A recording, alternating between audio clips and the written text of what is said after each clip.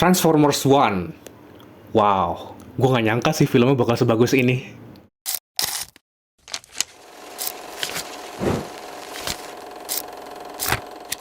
Halo, selamat datang di Frame and Flame. Nama gue Hanif. Gue akan nge-review film Transformers One. Film ini bercerita tentang Orion Pax sebelum jadi Optimus Prime, D16 sebelum jadi Megatron, B127 sebelum jadi Bumblebee, dan juga Elita yang berpetualang mencari Matrix of Leadership. Itu kayak semacam artifak yang katanya bisa membuat planet Cybertron tuh jadi sejahtera gitu. Tapi bukan nemuin Matrix, mereka malah nggak sengaja ngungkap rahasia besar Cybertron yang bisa ngubah nasib mereka dan nasib planet mereka selama-lamanya. Take these and access your full potential. Jujur, gue nggak expect apa-apa sih soal film ini, karena meskipun gue ngefans sama Transformer, ekspektasi gue agak rendah karena kayak trailer pertamanya tuh terlalu light-hearted gitu, terlalu banyak komedinya. Yang mana bener filmnya ada komedinya, tapi muncul sedikit ketakutan di gua karena takutnya film ini tuh jadi terlalu tone down. Padahal aslinya ya originnya Optimus Prime dan Megatron itu ya tragis karena mereka temenan, terus habis itu lama-lama jadi musuhan. Ya bukan spoiler lah ya untuk nyebut inti utamanya Transformer itu ya Optimus lawan Megatron.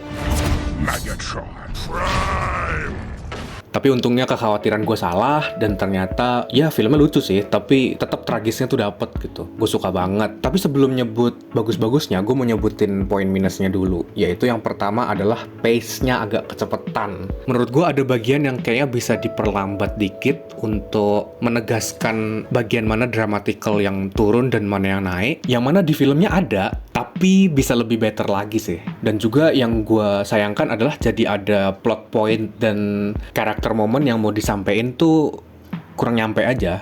Terus juga ada beberapa hal yang sebenarnya masih bisa dieksplor, kayak contohnya penggambaran desperation-nya para tokoh. Orion Pax dan D16 itu mereka desperate karena mereka kasta terendah di planet Cybertron, mereka dipaksa kerja, mereka nggak bisa transform kayak robot-robot lain yang kastanya lebih tinggi. Yang mana ini tuh alasan utama yang memotivasi mereka untuk melakukan petualangan ini, tapi kurang digambarkan sih. Padahal banyak poin di film ini yang disampaikan secara visual dan nyampe-nyampe aja ke gue sebagai penonton. Gue bertanya-tanya aja sih kenapa Desperation ini nggak digambarkan secara visual aja gitu. Kayak ditambahin shot dikit, apa kayak intinya masih bisa ditambahin lagi lah sebenarnya. Terus juga karakter Bumblebee dan Elita yang kurang digali. Bumblebee nggak masalah sih, karena dia kayak semacam buat ngebalancein biar film ini nggak terlalu dark.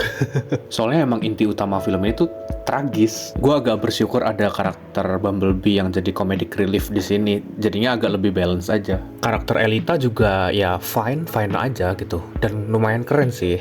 Tapi ya kurang digali aja. Mungkin emang sengaja disimpan buat sequelnya kali ya. Karena setahu gue di kartunnya Elita itu ya pacarnya Optimus Prime. We roll out. What? Louder.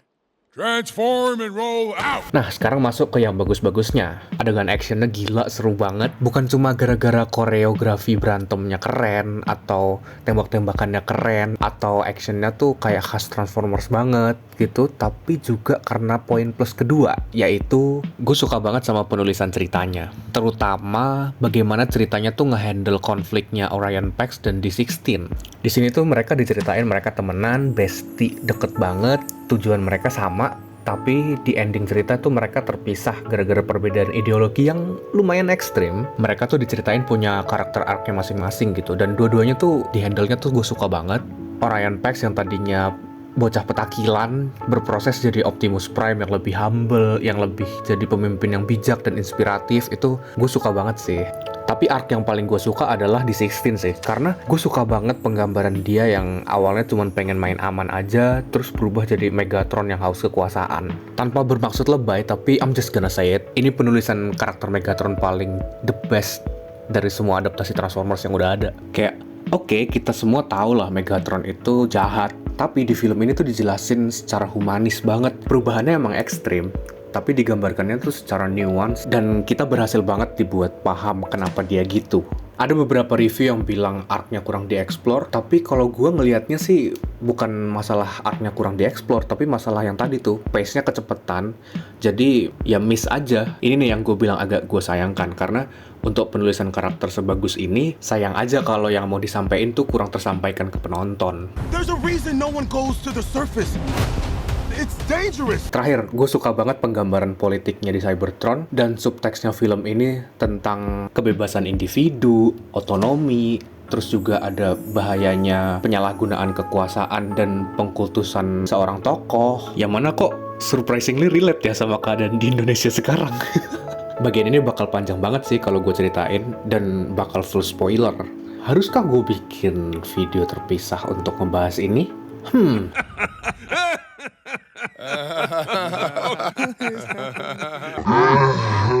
Overall, gue suka banget karakter-karakternya, gue suka banget keadaan Cybertron-nya, gue suka banget sama subteks politiknya yang relevan, tapi semua itu tuh dibungkus jadi tontonan yang super duper ringan dan entertaining. Lu nonton film ini nggak perlu takut terlalu kekanak-kanakan, karena ya ini film semua umur. Anak-anak bakal enjoy nontonin actionnya dan robot-robotannya. Yang dewasa bisa nikmatin story-nya yang lumayan rich dan lumayan bisa direfleksikan ke dunia nyata lah gitu. Dan juga ini tuh kisah origin story-nya Optimus Prime dan Megatron yang sangat amat berhasil. Sebelum-sebelumnya tuh ini tuh cuman diceritain lewat kartunnya doang, komiknya doang, gitu-gitu loh. Yang mana itu tuh cuman diketahui sama fans garis kerasnya doang. Ngangkat ini ke film layar lebar itu sebenarnya bagus banget karena berpotensi untuk menambahkan fans-fans baru franchise Transformers ini.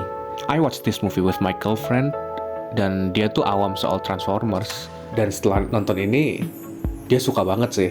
So yeah, that's a new fan. Selama ini menurut gue tuh film Transformers yang paling bagus adalah live action yang pertama tuh yang tahun 2007. Tapi film ini easily mengalahkan film itu. I'm giving this movie 8 out of 10.